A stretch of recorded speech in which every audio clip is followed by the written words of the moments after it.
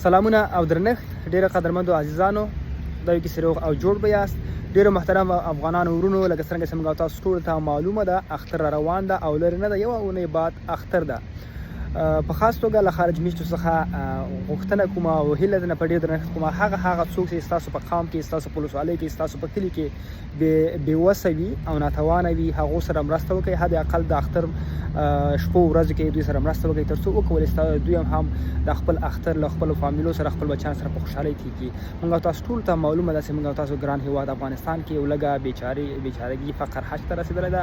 نو هیله تاسو د کومه خپلو خپلوانو خواخوږو سره هغه څوک چې بېوسه ده هغو سره د هغو لاسنیوی وکړئ او اختر لپاره څو سره ولګوئ.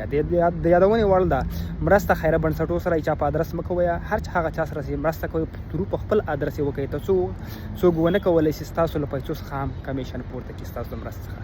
مننه. السلام علیکم ورحمت الله وبرکاتو.